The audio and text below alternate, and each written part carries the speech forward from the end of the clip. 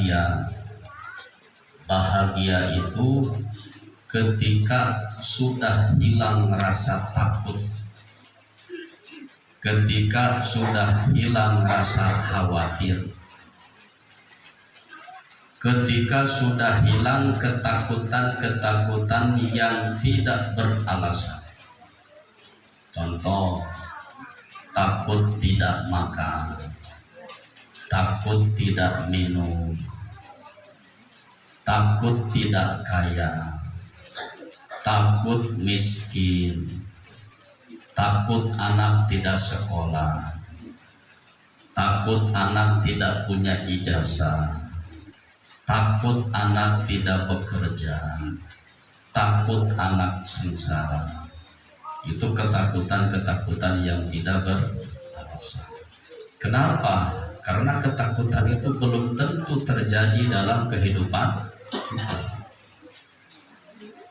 Kapungkur orang waktu sada acan nikah pasti berpikir seperti itu. Aduh, lamun gaduh caroge bakal kieu bakal kieu bakal kieu. Kumaha lamun caroge kieu. Suami ke sami ada ketakutan-ketakutan. Tapi ternyata ketakutan-ketakutan itu tidak terbukti dalam kehidupan kita. Buktina anu asalna sieun teu nyieun imah tetapi teu kajieun imah, teu bisa ngabangun. Ternyata itu tidak terbukti. Karena pada kenyataannya anak-anak kita tetap makan, anak-anak kita tetap sekolah, anak-anak kita tetap punya pakaian. Berarti ketakutan itu belum tentu terbukti dalam kehidupan kita. Nah, ketika ketakutan-ketakutan itu hilang dalam hati kita, maka yang akan muncul, yang akan lahir adalah rasa bahagia. Kalau ketakutan-ketakutan itu sudah hilang dalam jiwa kita.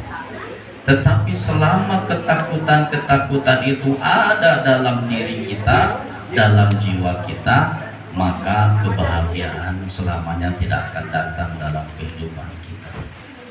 Kita akan terus dihantui oleh ketakutan-ketakutan tersebut. Kita terus akan dihantui oleh kekhawatiran-kekhawatiran tersebut. Alhamdulillah, sahabat para terus hadir, insyaallah sabara waktu sedih bos tantosna masihan ilmu ka urang sadaya. Nah, Bapak Ibu hadirin rahimakumullah,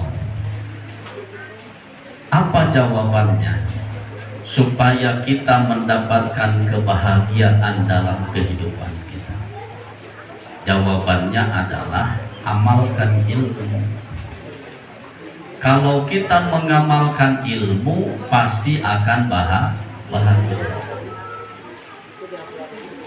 Kalau kita mengamalkan atau memanfaatkan ilmu yang kita miliki, baik itu ilmu agama, baik itu ilmu dari agama, maka kita pasti akan mendapatkan kebahagiaan.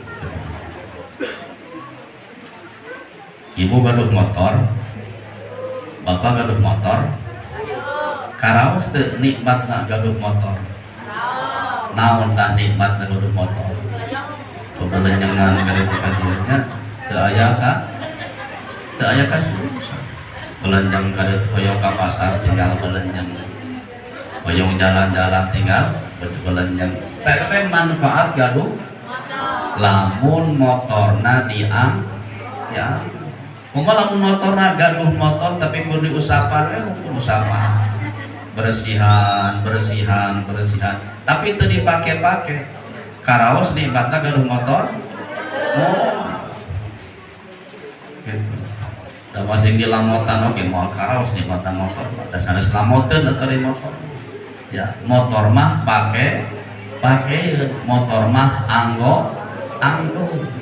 Urang punya motor, gaduh motor, terus motorna dianggo, dimanfaatkan, nantinya kita akan bisa merasakan bagaimana manfaatnya punya motor. Urang gaduh motor teh butuh we geus genep tahun teh herang we. Kaditu kadieu mah mapah we nepikeun ka geus zebra kita sampean. Cenah lebar teu dipake. Karaos moal nikmatna gaduh motor. Moal karaos. Nya cenah motorna mah awet. Motorna mah tetep sae. Tapi urang moal bisa ngarasakeun kumaha nikmatna gaduh motor. Sapertoskeun ilmu. Lamun urang gaduh ilmu tidak ladang hasil pangaosan.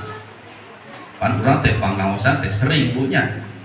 Di dia di pomang ge saminggu teh sabaraha kali urang ngalaksanakeun pangaosan. Berarti tah tina pangaosan teh hasil ilmu. Upami tos hasil ilmu, maka ilmunya harus dimanfaatkan, harus diamalkan. Supaya apa? Supaya ilmu itu memberikan kebahagiaan dalam kehidupan kita. Tidak memberikan kekhawatiran, tidak memberikan rasa takut.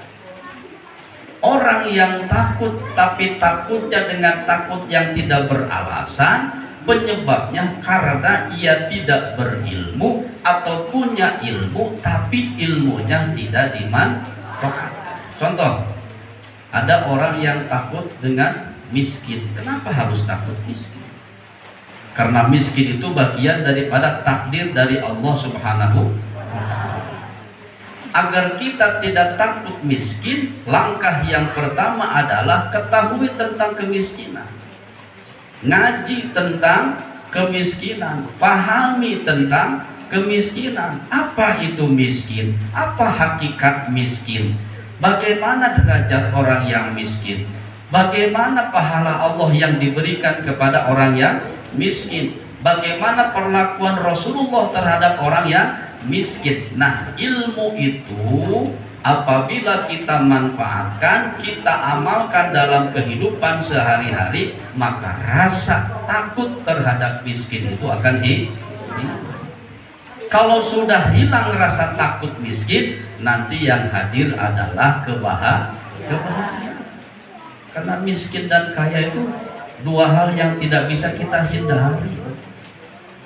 Selama kita di dunia hidup, pasti akan kena dengan miskin, pasti akan kena dengan kaya.